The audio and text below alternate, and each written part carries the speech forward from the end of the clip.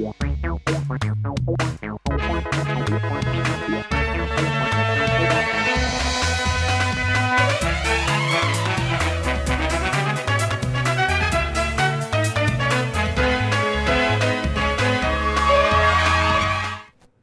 आप देख रहे हैं राष्ट्रीय समाचार और मैं हूं आपके साथ प्रिया पांडे। पहले एक नजर हेडलाइंस पर। पीएम मोदी 17 जनवरी को हावड़ा कामाख्या वंदे भारत ट्रेन को दिखाएंगे हरी झंडी। 6 अन्य नई ट्रेनों का करेंगे उद्घाटन। प्रचंड जीत के बाद जनता के आभार में निकलेंगे नीतीश कुमार। 38 जिलों में समृद्धि यात्रा की तैयारी। जलसेर में बड़ी कार्रवाई। एसडीएम भावन विल और सीओ ज्ञानंद सिंह के नेतृत्व में 25 साल पुरानी 28 अवैध दुकानें हुई ध्वस्त।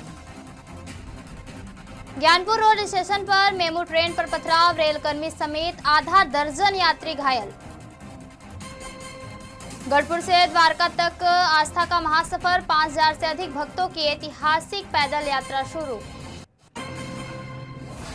प्रधानमंत्री नरेंद्र मोदी 17 जनवरी को पश्चिम बंगाल के मालदा से देश की पहली हावड़ा कामाख्या वंदे भारत स्लीपर ट्रेन को हरी झंडी दिखाकर रवाना करेंगे। इस दिन वे वीडियो कॉन्फ्रेंसिंग के जरिए 6 अन्य नई ट्रेनों का भी उद्घाटन करेंगे, जो बेंगलोर और मुंबई तक चलेगी। कटिहार रेल मंडल के 5 स्टेशनों से भी नई ट्रेनों का शुभारंभ होगा। महाप्रबंधक चेतन कुमार श्रीवास्तव ने बताया कि वर्ष 2026 से 27 तक कटिहार रेलवे स्टेशन की नई बिल्डिंग पूरी तरह तैयार हो जाएगी। वहीं Bharat Nepal Indo Nepal rail line पर भी कार्य जारी है। हालांकि नेपाल में जमीन अधिग्रहण प्रक्रिया रुकी है। इसके अलावा कटिहार जोगबीन रेल लाइन के दोहरीकरण का डीपीआर रेलवे बोर्ड को भेज दिया गया है। 17 तारीख को मालदा आएंगे प्रधानमंत्री जी। 18 तारीख को उनका प्रोग्राम गुवाहाटी का और नॉर्थ ईस्ट फ्रंटियर रेलवे में 2 दिन का प्रोग्राम है। 2 दिन में पहले दिन जो 17 तारीख को मालदा से इनॉग्रेट करेंगे ट्रेन, उसमें एक तो मोस्ट प्रेस्टिजियस भारतीय रेल की सबसे बड़ी शान पहली ट्रेन वंदे भारत स्लीपर। आप लोगों ने वंदे भारत अभी देखी जो चेयर कार थी, अब वंदे भारत स्लीपर पहली ट्रेन जो होगी वो कामाख्या से हावड़ा के बीच में चलेगी, जो काफ़ी कुछ कटिहार डिवीजन के मेन लाइन से होकर के भी जाएगी। तो उस दिन एक रेक मालदा से फ्लैग ऑफ करेंगे प्रधानमंत्री जी फिजिकली स्वयं, तो हावड़ा जाएगा, और एक रेक साइमल्टेनियसली उसी समय में कामाख्या से शुरुआत हुआ जिसको फ्लैग ऑफ होगा, वहाँ पर भी मुख्यमंत्री से हुआ, और उसके बाद फिर वो बीसी से वीडियो कॉन्फ्रेंसिंग से 2 ट्रेनें हैं, जो जलपाईगुड़ी से एक नागरकोइल जाएगी, एक त्रिची जाएगी। दोनों एक ही जगह से नहीं फ्लैग ऑफ हो सकती, इसलिए एक ट्रेन रंगापानी से स्टार्ट, लेकिन वो दोनों ट्रेनें एक जलपाईगुड़ी से त्रिची है, एक नागरकोइल। उसके बाद एक ट्रेन बालूरघाट से बेंगलोर, एक ट्रेन राधिकापुर से बेंगलोर। ये चारों ट्रेन साइमल्टेनियसली कटिहार डिवीजन की जो है वो एक साथ फ्लैग ऑफ होंगी। मुख्यमंत्री नीतीश कुमार एक बार फिर बिहार की यात्रा पर निकलने वाले हैं और उनकी इस यात्रा का नाम फिलहाल नहीं दिया गया है। लेकिन विधानसभा चुनाव में मिली प्रचंड जीत के बाद नीतीश जनता का आभार व्यक्त करने के लिए समृद्ध यात्रा की तैयारी कर रहे हैं, जो बिहार के 38 जिलों तक क्रमवार जाएगी। देखिए हमारी ये खास रिपोर्ट। कुमार अपने करीब 20 साल के सुशासन कार्यकाल में एक बार फिर समृद्ध यात्रा पर निकलने जा रहे हैं। जब तक वे 17 बार विभिन्न यात्राओं के जरिए राज्य के अलग अलग हिस्सों में जाकर जनता की समस्या को नजदीक से समझते रहे हैं। बतौर मुख्यमंत्री नीतीश कुमार ने 2011 में पहली बार सेवा यात्रा शुरू की थी, जिसे जनता का व्यापक समर्थन और असीम स्नेह मिला। जदयू का कहना है कि नीतीश सरकार संवेदनशील और जनोन्मुखी है। इस सोच के तहत मुख्यमंत्री नियमित रूप से ऐसी यात्राएं करते हैं ताकि आम लोगों को सीधा संवाद स्थापित कर सके और जमीनी हालात का आकलन कर सके। देखिए, माननीय मुख्यमंत्री नीतीश कुमार जी की कार्यनीति रही है कि वह कार्यों का मूल्यांकन जमीन पर उतरकर करते हैं। फाइल के फीडबैक और ऑफिसर्स के इनपुट से अलग वह खुद जमीन पर उतरते हैं और किए जा रहे विकास कार्यों को समझते हैं, आम जनता से रूबरू होते हैं और जानते हैं कि उनके द्वारा किए जा रहे विकास कार्यों का आम जनता तक कितना पहुंच बना है। तो यह स्वस्थ परंपरा है और एक लंबा इतिहास रहा है, जहां नीतीश कुमार जी अलग अलग वर्षों में अलग अलग यात्रा के माध्यम से बिहार में विकास की एक नई कीर्तिमान को लिखने का काम किया है। यह यात्रा भी ऐतिहासिक होगा और कहीं न कहीं विकसित बिहार की परिकल्पना के लिए मील का पत्थर साबित होगा। नीतीश कुमार की प्रस्तावित यात्रा को लेकर भाजपा भी उत्साहित नजर आ रही है। भाजपा नेताओं का कहना है कि मुख्यमंत्री की इस यात्रा से जनता और प्रदेशवासियों के लिए सकारात्मक और सुखद परिणाम सामने आ सकते हैं। पार्टी का मानना है कि जमीनी स्तर पर संवाद और फीडबैक से विकास योजनाओं को और प्रभावी बनाने में मदद मिलेगी। इसका लाभ सीधे आम लोगों तक पहुंचेगा। देखिए, माननीय मुख्यमंत्री जी लगातार जन समस्याओं को लेकर जनता के बीच में जाने का काम किया है और अभी भी जाएंगे तो निश्चित रूप से काफ़ी कुछ जानकारियां मिलेगी, उसमें सुधार होगा। और करीब करीब पूरे बिहार का दौरा, हर जिले का दौरा मुख्यमंत्री पहले भी कर चुके हैं और काफ़ी वहाँ पर विकास हुआ है, तो निश्चित रूप से वहाँ के लोग के लिए काफ़ी खुशी होगी जहाँ जहाँ भी जाएंगे और फिर से विकास की गति और तेज होगी। नीतीश कुमार अपनी प्रस्तावित यात्रा के दौरान कई अहम सरकारी योजनाओं का उद्घाटन और शिलान्यास करेंगे। इसके साथ ही वे 7 निश्चय योजना पार्ट 3 की समीक्षा और जमीनी निश्चय भी करेंगे। मुख्यमंत्री का मानना है कि यदि 7 निश्चय की योजनाएं पूरी तरह जमीन स्तर पर उतर जाती है तो न्याय के साथ विकास का लक्ष्य हासिल हो सकेगा। वहीं नीतीश की इस यात्रा के लेकर राजद की ओर से ऐसे बयान सामने आ रहे हैं जिन्हें सुनकर हर कोई हैरान है और सियासी बयानबाजी तेज होती नजर आ रही है। देखिए, नीतीश कुमार जी प्रगति यात्रा पर निकलना चाहते हैं या विकास यात्रा पर, तो विकास या प्रगति अगर उनको देखना है तो रोहतास से यात्रा शुरू करें। और रोहतासगढ़ रोपवे जो गिरा है, जो पर्यटन के विकास के लिए एक आयाम होता और जिस तरह से भ्रष्टाचार का भेंट चढ़ा, लूट का संसाधन बना, वहाँ से यात्रा शुरू करें तो उनको सच और सच्चाई सामने आ जाएगा। मुख्यमंत्री जी बिहार में यात्रा जब कर रहे हैं तो अधिकारी पदाधिकारी के बीच घिरे नहीं रहे, बल्कि आम लोगों तक जाने का काम करें। आम लोगों से जो फीडबैक मिलता है उसके अनुसार कार्रवाई करें।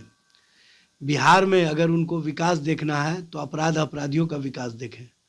उनको अगर विकास देखना है तो माफिया और भ्रष्टाचारियों का विकास देखें। उनको अगर विकास देखना है तो जहाँ पुल पुलिया गिरे हैं वहाँ पर का विकास देखें। उनको स्पष्ट रूप से समझ में आ जाएगा कि 20 वर्षों में उन्होंने विकास किसका किया है। और बिहार में अगर विकास के बाद विनाश देखना है तो गरीबों की झोपड़ियों को देखें, दलित शोषित वंचित के घरों को देखें जहाँ पर बुलडोज़र चल रहे हैं। आप विकास यात्रा कर रहे हैं लेकिन आम लोगों के हित में नहीं होगा। ये खास लोगों को फ़ायदा पहुँचाने वाला यात्रा होता है। और सबसे बड़ी बात यह है कि भारतीय जनता पार्टी जो दबाव बनाए हुए है, उस दबाव को कम करने के लिए नीतीश कुमार जी यात्रा के नाम पर कहीं ना कहीं भारतीय जनता पार्टी पर दबाव बनाओ यात्रा के रूप में इसका इस्तेमाल करेंगे और दबाव बना करके भारतीय जनता पार्टी को ये साबित करना चाहेंगे कि हमारे रहते हुए ही बिहार और बिहार की राजनीति और बिहार के लोग एनडीए के साथ हैं, ये वो दिखाना चाहते हैं। इसीलिए यात्रा का क्रम शुरू करना चाहते हैं। मुख्यमंत्री की इस प्रस्तावित यात्रा को लेकर सचिवालय से लेकर जिला स्तर तक तैयारियां शुरू हो गई है। सचिव स्तर के अधिकारी विभिन्न योजनाओं की समीक्षा में जुटे हुए हैं। वहीं संबंधित जिलों में प्रशासनिक अमला भी सीएम की यात्रा को लेकर व्यवस्था को अंतिम रूप देने में लगा है। हालांकि नीतीश कुमार की समृद्धि यात्रा से जनता को कितना प्रत्यक्ष लाभ मिलेगा, इसका आकलन तो आने वाला वक्त ही करेगा। बिहार की राजनीति में एक बार फिर से नीतीश कुमार बिहार की यात्रा पर निकलने वाले हैं, लेकिन उनकी यह यात्रा कोई चुनावी यात्रा नहीं होगी, बल्कि खरमास के बाद बिहार के मुख्यमंत्री अपने जनता की सुधि लेने के लिए जनता के बीच जाएंगे। यानी कुल मिलाकर आप यह कह सकते हैं कि बिहार में मिले प्रचंड जनादेश के बाद नीतीश कुमार को जनता की याद आई है, लिहाजा जनता का धन्यवाद करने के लिए वो एक बार फिर से बिहार की यात्रा पर निकल रहे हैं। पटना से अपने सहयोगी विवेक और कैमरा पर्सन विकास के साथ इसके राजीव, राष्ट्रीय समाचार। एटा के जलेसर में एसडीएम भावना विमल और सीओ ज्ञानेंद्र सिंह के नेतृत्व में पुलिस व प्रशासन की टीम ने जेसीबी से 25 साल सरकारी रास्ते पर बने 28 अवैध दुकानों को ध्वस्त कर हड़कंप मचा दिया। न्यायिक कोर्ट ने नवंबर 2025 में दुकानों को हटाने का आदेश दिया था और जुर्माना 3 लाख से 7.5 लाख रुपए तक लगाया गया था। आदेश के 2 महीने बीत जाने के बावजूद अवैध कब्जा जारी रहने पर प्रशासन ने सख्त कार्रवाई की है। भदोही जिले के ज्ञानपुर रोड रेलवे स्टेशन पर मंगलवार सुबह वाराणसी से प्रयागराज जा रही मेमू सवार गाड़ी पर पत्थरबाजी की घटना सामने आई। इस घटना में एक रेलवे कर्मचारी सहित करीब आधा दर्जन यात्री घायल हो गए। आरोप है कि अवैध वेंडरों द्वारा पथराव किया गया, जबकि सूत्रों के अनुसार यात्रियों को धक्का देकर वेंडरों के जबरन ट्रेन में चढ़ने को लेकर विवाद हुआ था, जिसके बाद स्थिति बिगड़ गई और घटना के कारण ट्रेन अपने निर्धारित समय से 35 मिनट देरी से रवाना हुई। मेमू ट्रेन सुबह 8:13 पर स्टेशन पर पहुंची और 8:50 पर गंतव्य के लिए रवाना हो सकी। सूचना मिलते ही जीआरपी मौके पर पहुंची और मामले की जांच शुरू कर दी। भगवान स्वामी नारायण की कर्मभूमि और गढ़पुर और भगवान कृष्ण की कर्मभूमि द्वारका को जोड़ने वाली ऐतिहासिक पैदल यात्रा शुरू हो गई है। इस वर्ष पहली बार 5000 से अधिक भक्त, संत और योगी बहनें 340 किलोमीटर की दूरी तय कर रही हैं। यात्रा का आयोजन वड़ताल के आचार्य 108 अजेंद्र प्रसाद जी महाराज के मार्गदर्शन में किया गया और यह 2 से 12 जनवरी तक चलने वाला है। 12 जनवरी को द्वारका में यात्रा समाप्त होगी, जहां ध्वजा चढ़ाई और 56 भोग का महाअन्नकूट परोसा जाएगा। सूरत शहर में फर्जी नोटों के बड़े रैकेट का खुलासा हुआ है। सूरत एसओजी पुलिस ने कार्रवाई करते हुए परेश हाड़िया को 5 लाख रुपए के फर्जी नोटों के साथ गिरफ्तार किया है।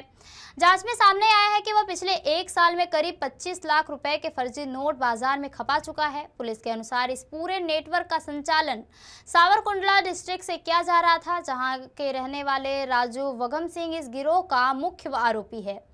पूछताछ में खुलासा हुआ कि 500 रुपए के high quality printed xerox note तैयार करके सूरत भेजे जाते थे, जिसमें 75% हिस्सा राजू और 25% हिस्सा परेश को मिलता था। पुलिस ने राजू वगम सिंह को वांटेड घोषित कर दिया है और नेटवर्क से जुड़े अन्य लोगों की तलाश भी जारी है। जी ने वराछा मिनी रोड के पास से एक थैले के साथ एक आरोपी को पकड़ा, जिसका नाम है परेश हड़िया। इसके पास से 5 लाख की 500 की दर की नोटें बरामद हुई है और ये इसकी एमओ ये है कि ये 500 की नोटें अलग अलग जगह पे सर्कुलेट करता था। जैसे भीड़ भाड़ वाले इलाके हो, पान के गल्ले हो, चाय की टपरी हो, तो वहाँ पे जाके जहाँ भीड़ भाड़ रहती है तो इजीली सर्कुलेट कर देता था। इसका एक और जो पार्टनर है, जिसका नाम है राजू वागम सिंह, जो सावरकुंडला का रहने वाला है, वो इसको ये नोटें है ट्रैवल्स के थ्रू पार्सल करके सावरकुंडला से यहाँ भेजता था और ये छूटक में इसको सर्कुलेट करता था। पुलिस को कैसे पता चला कि ये नकली नोट है और पुलिस कैसे उसको पहुंची? पुलिस ने जब पकड़ा तो उसकी सीरीज देखी तो एक ही सीरीज नंबर की नोटें थी और हाई क्वालिटी प्रिंटिंग करके बनाई थी। उसमें थ्रेड वगैरह नहीं था, तो अगर कोई ध्यान से देखे तो पता चल जाता है कि ये नोट है नकली है। लेकिन जो भीड़भाड़ वाली जगह पे ये लोग सर्कुलेट करते थे और छूटक सर्कुलेट करते थे, इसलिए इन्होंने अभी तक 1 साल में 25 लाख की नोटें सर्कुलेट की। प्राइमरी जांच में ये जो पूरा रैकेट चलता था वो कहाँ से चलता था, अब आगे पुलिस किस तरह से? प्राइमरी जांच से अभी रैकेट राजू वागम से करके है, जो सावरकुंडला का रहने वाला, ये चलाता था और आगे उसको पकड़ने के बाद आगे जो भी होगा वो खुलेगा। जनता दल यूनाइटेड के पूर्व राष्ट्रीय अध्यक्ष और पूर्व केंद्रीय मंत्री आरपी सिंह की पार्टी में घर वापसी की खबरें जोरों पर पकड़ रही हैं। हाल ही में उन्होंने पटेल संघ द्वारा आयोजित दही चूरा भोज में हिस्सा लिया, जिसमें मुख्यमंत्री नीतीश कुमार भी मौजूद थे। इस अवसर पर आरपी सिंह की जनता दल यूनाइटेड में वापसी को लेकर राजनीतिक चर्चाएं भी तेज हो गई हैं। दल यूनाइटेड के पूर्व राष्ट्रीय अध्यक्ष और पूर्व केंद्रीय मंत्री आरसीपी सिंह की जो है घर वापसी होने वाली है। बता दी कि कल आरसीपी सिंह ने एक अपने संघ की ओर से उन्होंने एक चूड़ा दही का आयोजन किया था, जिसमें जो है मुख्यमंत्री नीतीश कुमार भी पहुंचे थे और उसके बाद जो है उस समय से ही अटकलें लगाई जा रही है कि जो है पूर्व केंद्रीय मंत्री आरसीपी सिंह जो है जदयू में वापसी कर सकते हैं। बता दें कि उन्होंने एक मीडिया चैनल में बयान भी देते हुए कहा कि जदयू से हमारा 25 वर्षों का पुराना रिश्ता है और नीतीश कुमार को लेकर उन्होंने कहा कि नीतीश कुमार को जो है भारत रत्न भी मिलना चाहिए। बता दें कि कल जो है उन्होंने एक पटेल सेवा संघ के द्वारा दही चूड़ा भोज का आयोजन करवाया गया था, उसमें उन्होंने शामिल हुए थे और उसी समय आरसीपी सिंह और मुख्यमंत्री नीतीश कुमार जो है की मुलाकात भी हुई और उसके बाद जो है चर्चा जो है तेज हो गई है कि क्या जो है अब जनता दल यूनाइटेड में जो है आरसीपी सिंह की घर वापसी होने वाली है। बता दें कि आरसीपी सिंह जनता दल यूनाइटेड के राष्ट्रीय अध्यक्ष भी रहे हैं, उन्होंने पार्टी का कमान भी संभाला है, पार्टी के कार्यकर्ताओं के साथ भी उन्होंने उनका अच्छी पैठ जमता था। एक समय में जो है सत्ता पक्ष और साथ ही साथ सत्ता पक्ष की कई सहयोगी जो दल है आरसीपी सिंह को लेकर सवाल भी उठाते थे और विपक्ष के लोग आरसीपी टैक्स की बात करते थे, लेकिन अब जो है अटकलें यह लगाई जा रही है कि फिर से जो है आरसीपी सिंह की जो है खरमास के बाद यानी 2 दिनों के बाद जो है उनकी घर वापसी होने वाली है। कैमरा पर्सन विकास के साथ विवेक रंजन, राष्ट्रीय समाचार, पटना। मुंबई मनपा चुनाव को लेकर शिवाजी पार्क में एक ऐतिहासिक दृश्य देखने को मिला। 20 साल बाद ठाकरे बंधु और उद्धव ठाकरे और राज ठाकरे एक ही मंच पर एक ही संदेश के साथ नजर आए। भारी समर्थक की भीड़ के बीच दोनों नेताओं ने मराठी अस्मिता, मुंबई के भविष्य और चुनावी एकता का आह्वान किया। राज ठाकरे ने इसे मराठी लोगों के लिए आखिरी चुनाव बताया, तो वहीं उद्धव ठाकरे ने बीजेपी पर मुंबई को निगलने का आरोप लगाया। शिवाजी पार्क की सभा ने मनपा चुनाव की राजनीति को नई दिशा दी है। पार्क वही ऐतिहासिक मैदान जहां कभी बाला साहेब ठाकरे की आवाज गूंजती थी, आज वही 20 साल बाद ठाकरे परिवार की राजनीति ने नया मोड़ लिया। उद्धव ठाकरे और राज ठाकरे एक मंच पर और सामने अब तक की सबसे बड़ी भीड़। राज ठाकरे अपने भाषणों में भावुक नजर आए और उन्होंने बाला साहब ठाकरे व अपनी माता पिता को याद किया, कहते हुए कि वे आज इस ऐतिहासिक पल के गवाह होते।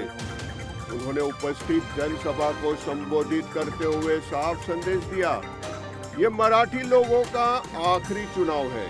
अगर आज वोट नहीं दिया गया तो कल शिकायत करने का हक भी नहीं बचेगा।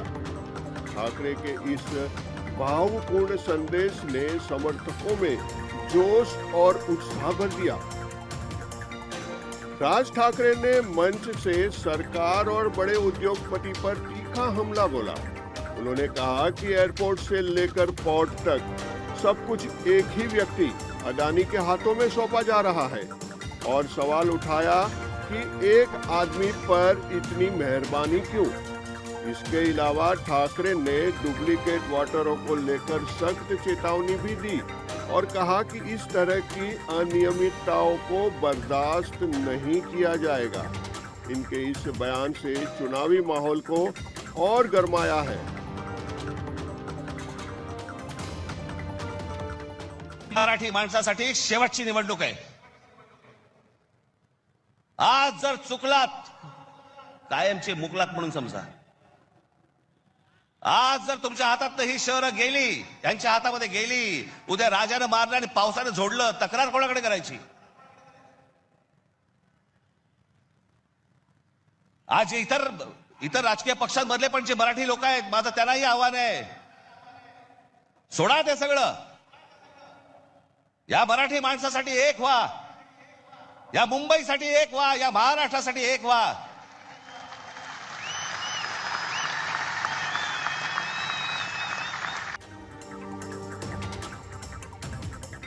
इसके बाद उद्धव ठाकरे ने मंच संभाला और कहा कि बीजेपी की राजनीति मुंबई को निगलने की कोशिश कर रही है। उद्धव ठाकरे ने जोर देकर कहा, हमारे मतभेद मराठी मानुस के लिए खत्म हो चुके हैं। उन्होंने स्पष्ट किया कि यह लड़ाई सत्ता की नहीं बल्कि मुंबई और महाराष्ट्र के अस्तित्व की है। उनके इस भाषण ने मराठी जनमानस में एकता और सुरक्षा की भावना को मजबूत किया। कारण मुंबई महानगरपालिकेची निवडणूक सुरुवात कोणी केली, महापौर कोण होणार, त्यांनी सुरुवात केली आणि आम्ही म्हणतो मराठी महापौर होणार, ते म्हणतात हिंदू महापौर होणार। मग देवेंद्र फडणवीस हिंदू आहेत की नाही हा पहिला माझा त्यांना प्रश्न आहे। जरा तपासून बघा, काही तपासायचं असेल तर। नाही म्हणजे डोकं वगैरे काय बर्थ सर्टिफिकेट वगैरे असं मी म्हणतोय। आम्ही अस्सल मराठी बोलणारे देशभक्त हिंदू आहोत, ही निवडणूक स्पष्ट आहे। आम्हाला महापालिका पाहिजे, का पाहिजे हे आम्ही दोघं सांगतोय। भाजपला का पाहिजे, कारण ती त्यांना अडाणीच्या हातात घालायची। हा एक मुद्दा झाल्यानंतर 25 वर्षामध्ये शिवसेनेने केलेली कामं आणि गेल्या फक्त 4 वर्षामध्ये यांनी धुवून टाकलेली मुंबई हे फक्त समोर ठेवा. आणि ज्यांना मराठीबद्दल प्रेम तर सगळ्यांना आहेच, पण जो असाच एक मतदार आहे त्यांनी प्रश्न विचारायला पाहिजे की हे खरं आहे की हे खरं आहे. आज संपूर्ण मुंबई 90% खोदून ठेवलेली आहे. म्हणजे एक ते पर्यावरण तज्ञ आहेत केस भट, मला वाटतं त्यांचं नाव, त्यांनी सांगितलं दिल्ली ही व्हेंटिलेटरवर आहे तर मुंबई ही ICU मध्ये आहे. उद्या आपण जगायचं कसं हे ठरवणारी ही निवडणूक आहे. आणि ही जी काय 90% मुंबई खोदलेली आहे, इकडून मेट्रो तिकडून मेट्रो, इकडून बोगदा तिकडून रस्ता खोदलाय, तिकडे फुटपाथ खोदलाय, चालायला जागा नाही, फिरायला जागा नाही. संपूर्ण मुंबईमध्ये धूळ आणि सिमेंटचं साम्राज्य आहे. पण त्याच्या प्रदूषणात सुद्धा भ्रष्टाचार आहे. कारण या सर्व कामांसाठी जे सिमेंट वापरलं जाते त्यातलं 50 ते 60% सिमेंट हे अदानीच्या कंपनीकडनं खरेदी केलं जाते. तुम्ही बसा मांडत हिंदू मुस्लिम महापौर कोण होणार, हा होणार का तो होणार, तो होणार का हा होणार. मराठी माणसाने केवळ घाम गाळून मुंबई नाही मिळवली तर रक्त सांडून मिळवलेली मुंबई. आणि आज ते मोठे कोणी नेते राहिलेले नाहीयेत, पण आमची घराण्याची परंपरा म्हणून, एक आमचं कर्तव्य म्हणून आम्ही तुमच्यासारख्या सगळ्या सैनिकांच्या साथीने हे आक्रमण परतवण्यासाठी उभे राहिलेलो आहोत. आमच्या सोबत येणार आहात की नाही हे ज्याचं त्यांनी ठरवायचं आहे. शिवाजी पार्क की इस रैली ने साफ कर दिया कि मनपा चुनाव सिर्फ नगर निगम का चुनाव नहीं बल्कि मराठी पहचान और मुंबई के भविष्य की लड़ाई बन चुका है. अब फैसला मुंबई की जनता के हाथ में है कि वह किसे सौंपती है अपनी शहर की कमान. केंद्रीय मंत्री गिरिराज सिंह ने पश्चिम बंगाल की राजनीतिक स्थिति को लेकर तीखा बयान दिया.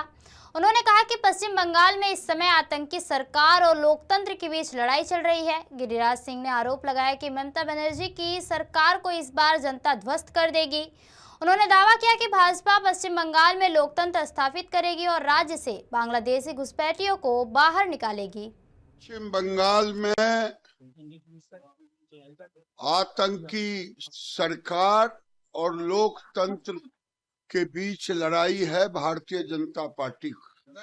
वहाँ पश्चिम बंगाल में आतताई, आतंकी, मुस्लिम परस्त, बांग्लादेशी घुसपैठियों की परस्त ममता बनर्जी की सरकार को इस बार ध्वस्त होना है और भारतीय जनता पार्टी वहाँ लोकतंत्र स्थापित करेगा और बांग्लादेशी घुसपैठियों को निकालेंगे. गुंडागर्दी के बल पर अब वो सरकार नहीं चली.